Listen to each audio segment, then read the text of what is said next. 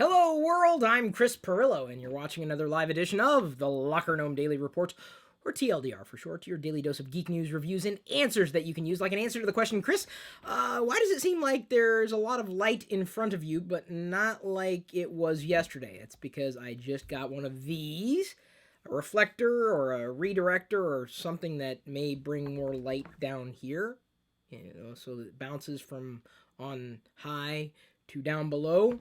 I'm doing my best to perfect the lighting in and around me, doing what I can do to make better videos for you. Thank you to all my patrons, aka the Super Nomies. You're all my Nomies.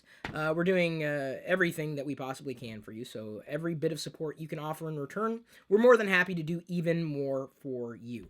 Like the ParaShoot review just posted today in my classic channel, a review of the camera that I shot for CPU. It's a portable camera, not exactly like a GoPro. You should watch that review, especially if you've never heard of the ParaShoot. That's S-H-O-O-T before. For anybody who says, Chris, you don't talk enough about gadgets. I talk about gadgets all the time.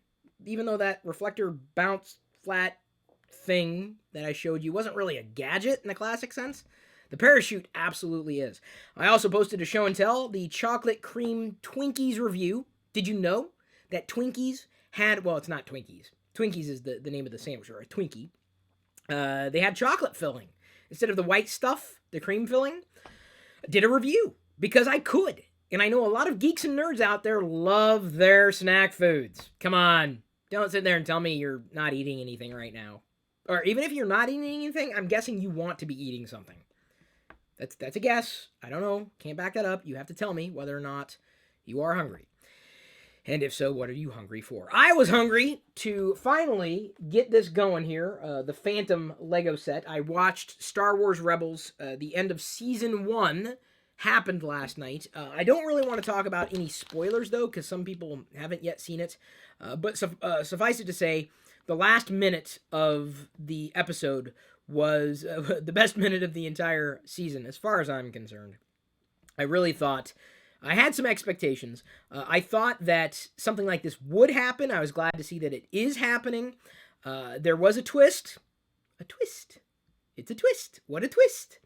As M. Night Shyamalan says in Robot Chicken, it's a twist.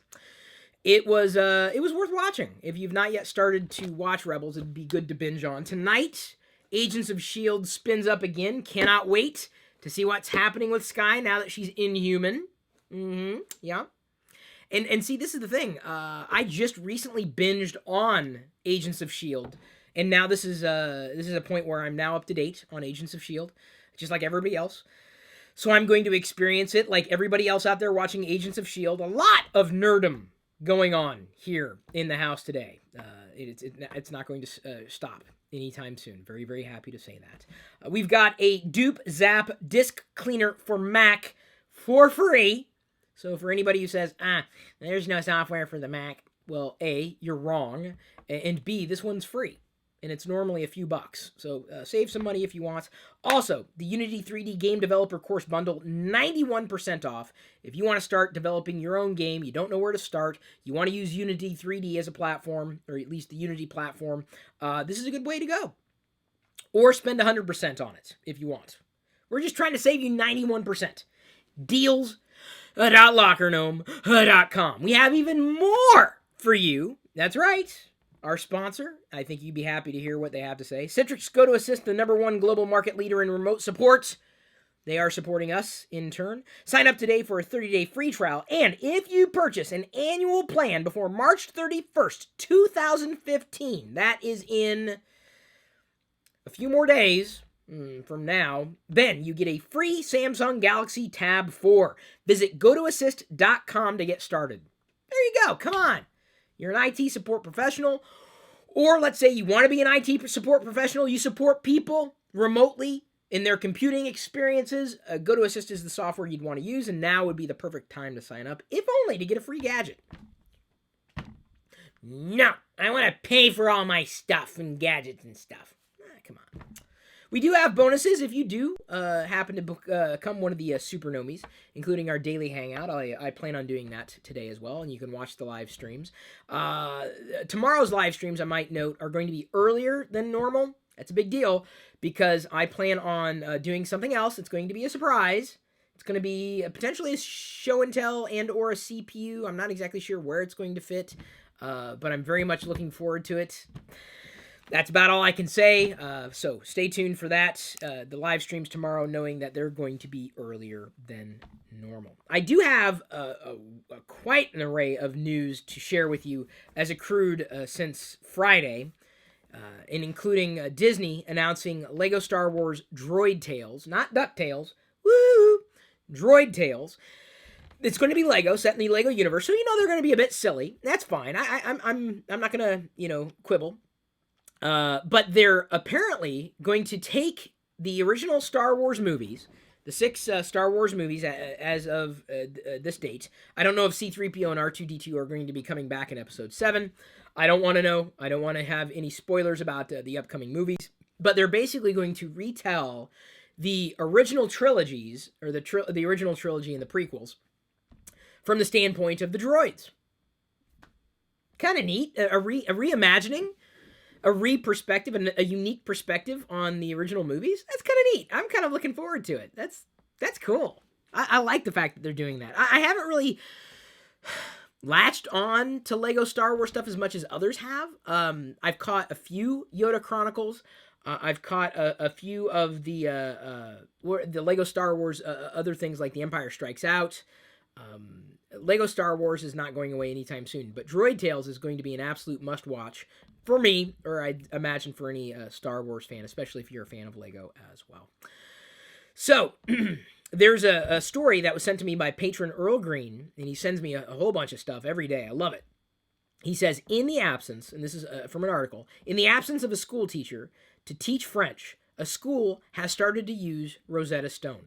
Now, what have I said in recent months, if not weeks, about teaching and learning and education? This, to me, is it's great that the school's stepping forward and at least facilitating that education for students.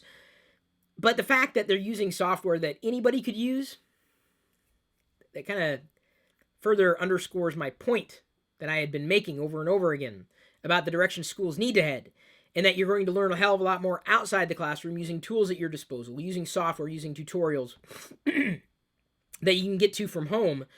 You'll learn way more than you can at school. So it's nice that the school did this. I think it's very smart of them to do.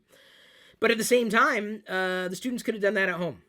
Granted, Rosetta Stone is not cheap. Not cheap at all.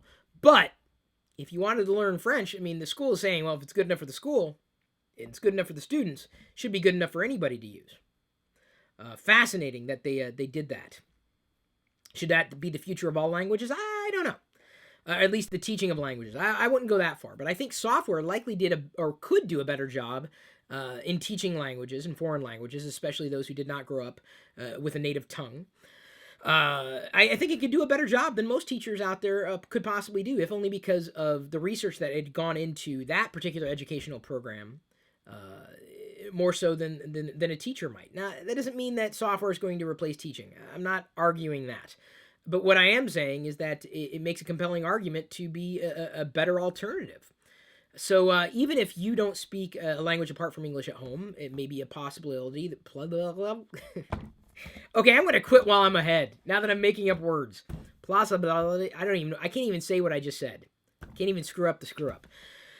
Jedi will be learning Spanish. I will be reinforcing that as much as possible. I do want to watch, after I've caught up on, now that I'm caught up on Rebels, I'm watching Agents of S.H.I.E.L.D. There's so much good stuff to watch. I'm binging on House of Cards Season 3. They just released that. I'm not exactly halfway through the season, but I like how it's shaping up. I want to watch Baby Sign Language DVD that I'd gotten for the family over Christmas. If only to teach Jedi, how to speak through her words, so as we hand her food, we can make a sign for it, or ask her, "Are you wet? Are you hungry? What is your condition?" And this is something that I want to do, but something that Diana would absolutely have to reinforce in order for it to work. Otherwise, it will not work. So I want to communicate with my daughter sooner rather than later. I don't care which language she chooses to speak. I want to communicate with her. I'm very much looking forward to the day. Granted, I'm not looking forward to the day when she learns to use those words to fight back.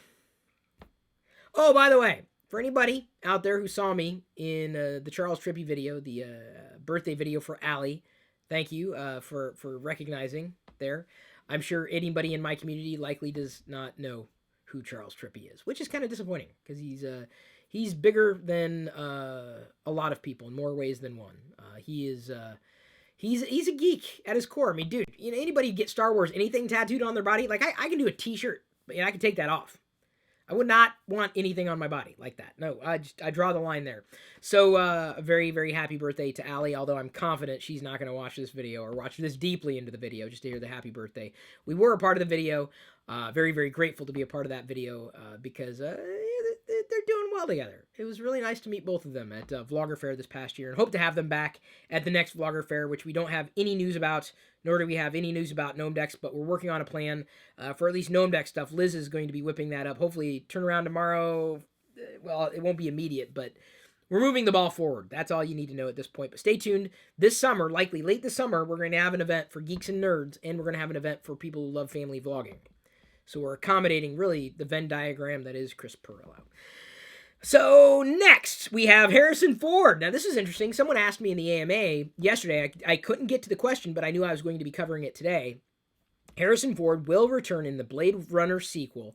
Very much looking forward to that, if only because the original novel that upon which the movie was based, "Do Android Dream of Electric Sheep?" Fantastic things have come out of that. Of course, we all know of Android, the platform. Whether or not the book was the namesake, Android's been a word that's been around for a while. The Electric Sheep was the most awesome screensaver I'd ever had the pleasure of running on any platform. Many people might remember that as well. That's where it comes from. That is the namesake for that. Very much looking forward to that. And before we do see that movie, I want to make sure Diana sees the original, if only to gain context. I hopefully will be able to get a hold of a director's cut at that point. It's difficult sometimes for us to watch movies, certainly in theaters right now, especially with Jedi. We're able to rent the movies, watch them at home, but I'm not a journalist. I'm not someone who does reviews on a regular basis. Trying to get into that kind of thing. If I could get into that movie review circuit, I totally would. That way I could watch the movies at home. But the thing is, I wouldn't want to watch just any movie, because I've seen some movies that, award-winning movies, and I'm like, not for me. I'm picky. I'm picky and choosy. That's the way I watch things. I'm picky and choosy. So a sequel is coming. Now, speaking of Android, Google says, the guy that, it's not Google itself, but the guy that is Android's boss, or really the boss of everything consumer-facing that Google has, like Google+, Chrome, etc. He basically has come out and said that Apple is being irresponsible to make everything it sells expensive. Oh, why must we do this? Why? They're being irresponsible. Google, you're going your direction with your things. Apple's going its direction. Google, I think you're doing a great job with your business model. Apple, I think you're doing a great job with your business model. But that's the thing, man. Two completely different business models. One's a horizontal player, the other's a vertical player. This is Google and Apple as far as I'm concerned. Yeah, they intersect at certain points, but this comes on the heels of the other news here. For those who say that I'm an Apple apologist, because I'm not. You've heard me complain about Apple shortcomings several times over, and if not, do some research before you go spouting off half-cocked or full-cocked, or just don't cocked yourself around me. I just do research. So Google basically has kind of backtracked on something they said with Android Lollipop, suggesting that for an Android Lollipop device to ship, it would have to be encrypted. They've backtracked on this because apparently this has caused device slowdowns if the devices are not spec'd to the gills. So Google said, Lollipop devices don't need to be encrypted. It's optional. Don't worry about it if you don't want to do it. So, yeah, that's a thing. I'd say a pretty big thing. Yeah, because it's true, an encrypted device, because of everything that would have to be going on computationally, it is going to run slower. It is likely going to have an impact if, the hardware can't keep up, or the software can't keep up, or hasn't been optimized. But for Google to backtrack on this, I think is I think it was the wrong thing to do. But I also don't think that they should be doing what they're doing there and backtracking on encryption with Lollipop and at the same time calling Apple irresponsible. That's where it just doesn't sit right with me. It's just, it's like an overweight dietitian telling you need to lose weight. I know I need to lose weight. Oh, hell yeah. Get in line. I know. I know. But these are the things that just bother me. That bothers me. It really does. Both of those things just bother me.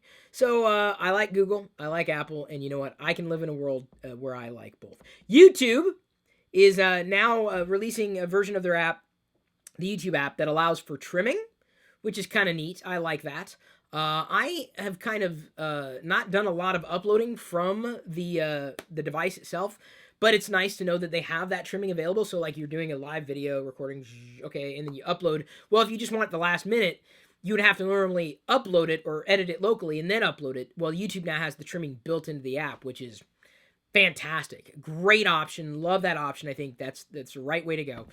Kind of wish they had other tools that I definitely use, like sometimes I'll bump up the brightness levels in a video that I've uploaded because I found that the brightness was too dim in the live video potentially, or the video as it was uploaded, and I like those YouTube tools. I've been doing that a lot with the show and tell videos in the classic YouTube channel, as well as some of the CPU videos that John's been processing for us. Hopefully everybody's been enjoying that. We've been posting a CPU video a day and a show and tell video a day, and will likely continue to do much of that for the foreseeable future. CPU one day a week may be replaced with another type of fun video that doesn't exactly fit CPU, but it doesn't exactly fit the show and tell series either. So we're just kind of keeping things. We're keeping things lively. It's this is my life. I'm a geek with a variety of interests, so everything I do is a geeky variety show. Very glad you could join us for that. So the next bit of news, Ericsson is seeking the ban on the sale of iPads and iPad in U.S. or iPhones and iPads in U.S. patent lawsuit. Is that likely to happen? It could. Would it happen? No, I don't think Apple would sacrifice that. They'd pay the money. I hate patent wars. I don't want to go into that right now because I've talked about it at various points in the past. Patents suck. They really do. I know what they're designed well and with good intentions and everything, but I just wish that developers could just develop. Entrepreneurs could just entrepreneur. We could just do our things. I wish that was the case. Patents, I think, do more to harm innovation than they do to facilitate it. And the tallest nails end up getting pounded. That's what's happening. So, will it happen? Possibly. Is it likely to happen? I doubt it. I found this other fantastic article here on Wired, and I really, this is, it makes me not feel so alone. Remember the other week, and I'm sure I upset some people who, shoved me inside their own mental box, the people who are not listening to the things that I say on a regular basis. They pick and choose. They cherry pick. I've said things like this at various points in the past, and I've kind of felt odd and at odds with community when I talk about this, because so many people out there who might watch TLDR, the videos that I used to do, have identified me as a certain type of person. And the moment they realize that I'm not that type of person, they get mad at me. I'm like, what? It just doesn't make any sense to me. But I love reading articles like this because I don't feel so alone. I'm not the type of person I think some people want me to be and need me to be because they thought I was. And I just never have been. I never have been and I never will be. I mean, certain things I'm going to be interested in and certain levels of fascination. So this is a quote from the article, which you should absolutely read. But, quote, "My tech preferences are based more on the experience than the specs." And this guy, this is where it gets interesting. You might think, oh, he's just an Apple fanboy. Actually, he's talking about switching from Apple to another platform. So keep that in mind. It's not about Apple necessarily. He groks the idea of experiences. But I love the fact that he said that. My tech preferences are based more on the experience than the specs. And what I wish more people could understand is that's exactly where I fit. That's my people. He is my people. You're my people too, because, we have, an intersection of talking about various things. You may appreciate my insight. You may disagree with me. You may agree with me. I like talking about this stuff. If only because I see it happening and I'm like, why is nobody else talking about this? Or in the way that I would want to talk about it, so I talk about it. Hey, it's a world where I'm free to share my opinions. You're welcome to take them in. But I love that. My tech preferences are based more on the experience than the specs. I just feel less alone. Because there's almost this drive to be, gadget, hardware, latest, Apple, latest Google. And I'm like, latest phone. Cool. Most of the tech that I run into is just a bad experience. And I've been burned so many times in the past. Imagine if, let's just say for argument's sake, you've dated 20 people in your life. 20 people. You've been in 20 relationships. What are the chances that 21st relationship, you're going to be as bright-eyed and bushy-tailed as you were in the first? What if you'd been burned so many times in the past? From various people, for various reasons, they're all different people. There's going to come a point when you're going to sit up and recognize, you know what? There's a disconnect. Is that disconnect me? Is that disconnect the people I'm meeting? Is it just an absolute disconnect between, various factions and factors? Factions, because when you're in a relationship, sometimes you've got two factions.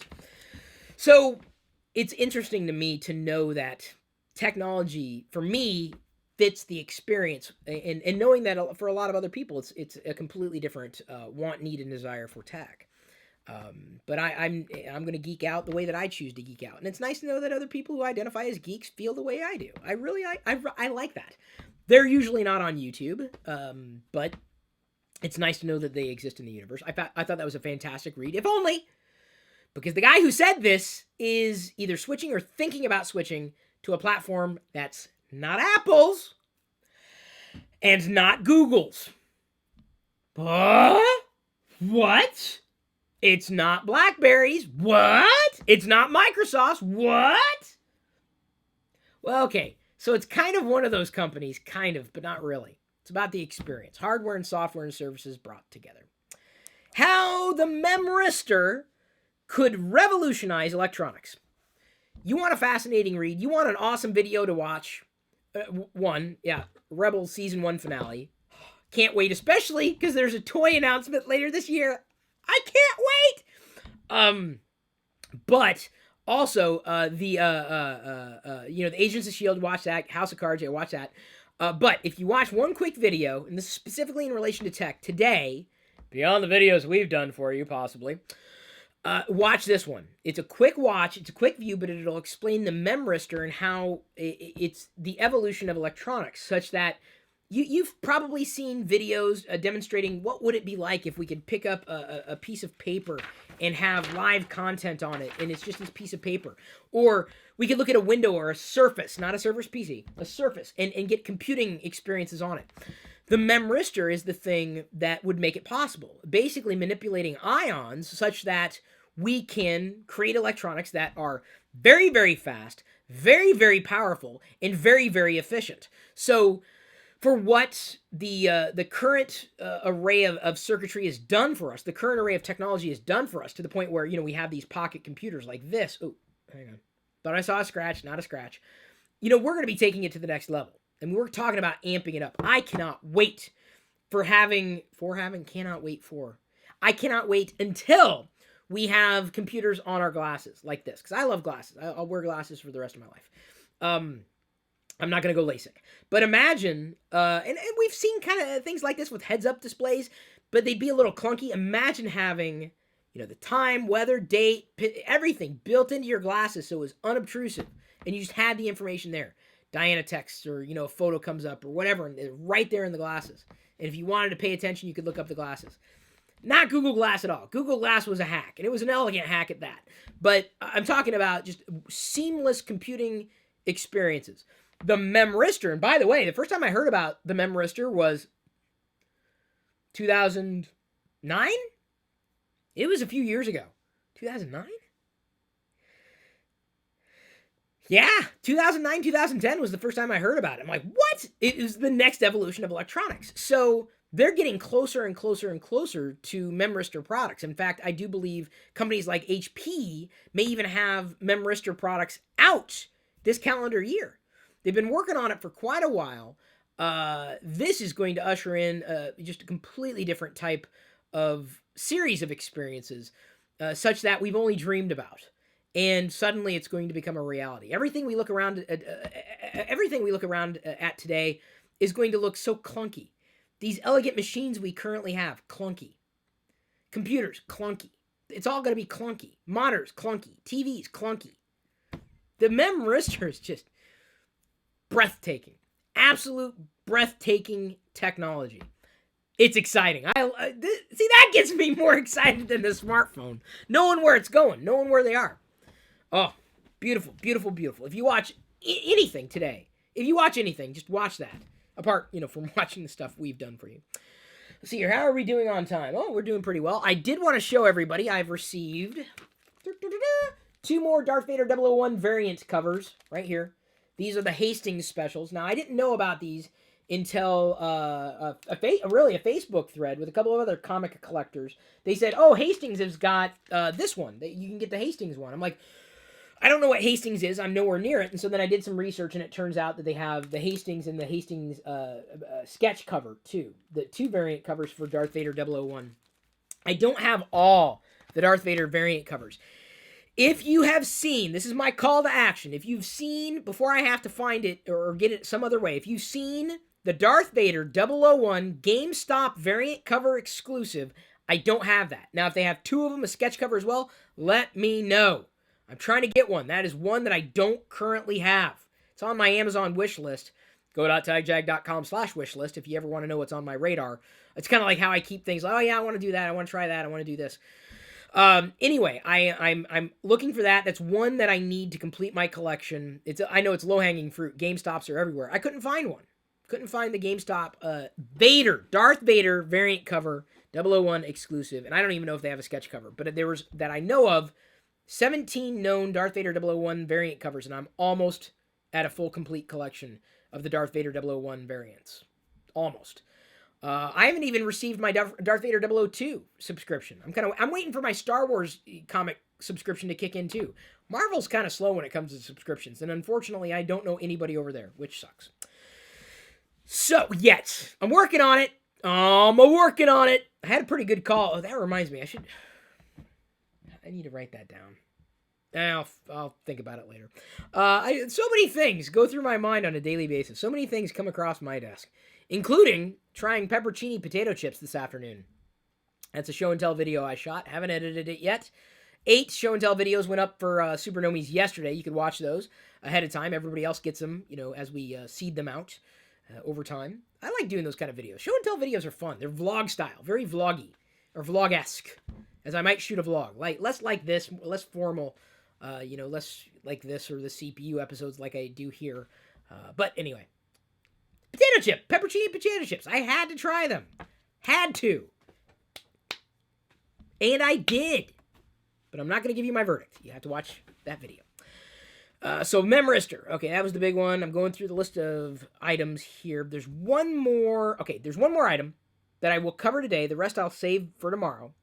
And that is another article that kind of dovetails the one I was talking about with my tech preferences are based more on the experience than the specs. That's my kind of person. This also came in by way of patron Earl Green. Most customers don't care what's in their smartphone so long as it works. What have I been saying? This is like, we needed a study to verify what it was that I was saying? How long have I been telling people? I don't know. Someone out there knows.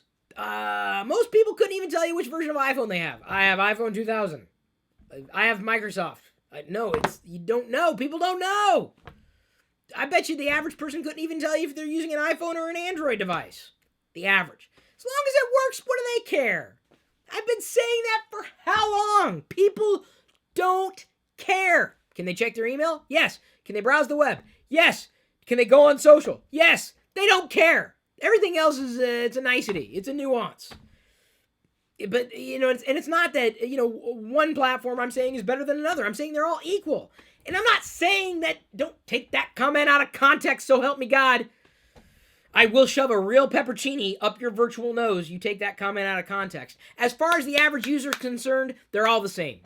Are they the same? No, absolutely not. They're completely different. Are all the business models the same? You heard me say earlier, they're completely different.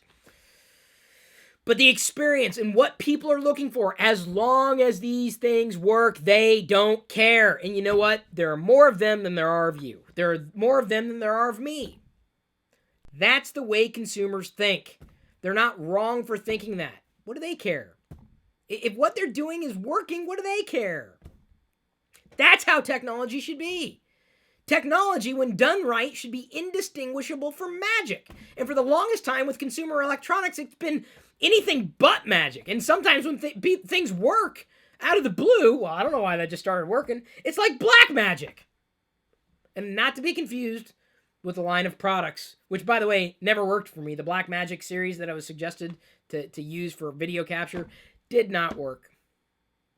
That's right, it's Black Magic, right? I don't know, I had it for like a day, and I'm like, yeah, too expensive to not work. I have a very low tolerance for things that don't work.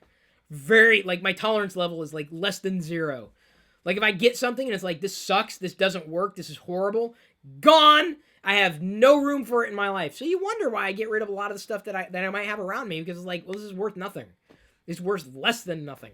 This? Oh yeah, this is worth something. This is very sentimental. This is collectible.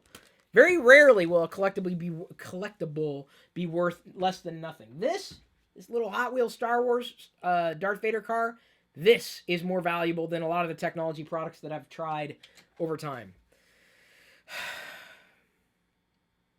Tech, it's got to get better. We need it to get better. All of us need it to get better. Because what are you going to do? I don't want tech to get better. I want it to stay the way it is. I never want to upgrade. Ever. This is the best thing ever. No, really? Ever? Have you gone into the future? Do you know?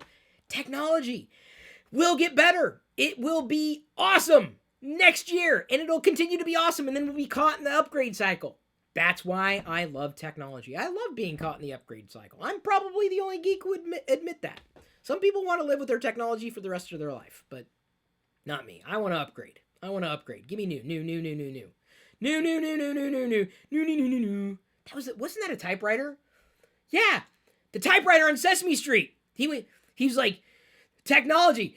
He never typed about technology, but like that was technology typewriter. He was a typewriter, and he would type words. And as he was walking along the sidewalk, it wasn't really a sidewalk. He'd go, new. What wasn't it? The new typewriter? Am I the only one? Okay, God. I'm not talking to you, God. If you're watching my video, that's awesome. I think you're omnipotent and omnipresent and everything. Although, hey, God, if you give me a like, that'd be great, because you never do. You always just watch the video. I'm like, oh, and then you do your other things because, not like you're busy or anything. So if you are watching this deeply into the video or listening this deeply into the podcast, I need you to tweet me what I'm talking about. That's how I know you've listened. Tweet me at Chris Pirillo, and then include the new, because there has to be the new typewriter guy. In fact, I bet you if you Google or Bing that, I bet he comes up. Am I wrong? It was a typewriter. New. Well, something on Sesame Street went new. Technology. I want it to be new. Not to be confused with Noonie.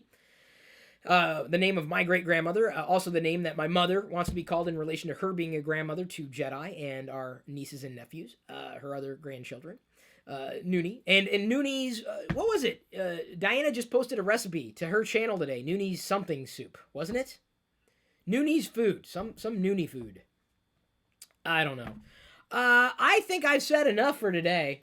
I've had a lot of fun with you, and hopefully you've had a lot of fun with me. Thank you. I do appreciate you being here and sticking with me and becoming one of the Supernomies. If there's anything else I can do for you Supernomies, you just let me know, okay? I've been working on putting together a new series of bonuses for more people. Very, very happy with the support we have. Patreon has been an absolute hellhole. It's not that great, and I've been begging for improvements for the longest time. I felt we've kind of suffered under Patreon's system, unfortunately, but they're better than the alternative, and that's nothing. I wouldn't be able to do what I'm doing right now without you, without my Supernomies, without all my Nomies. Thank you very much. Tonight, after I'm done watching all the TV I want to watch, I do plan on putting this together with a speed build in conjunction with that CPU episode for the Phantom review. You already know that I built the Ghost, which I have currently sitting across from the office. I think I've got to roll into the patron hangout now. I don't know if there's anything else going on. I said everything I think I needed to say, so thank you. I love you. I love my mom's taco soup. Thank you, Liz, aka Pez Liz, told me that it was taco soup. That was, if you want to learn how to make Nooney's taco soup, watch Diana's YouTube channel. I love you. I appreciate you. But at this point, I'm going to leave you to your own devices.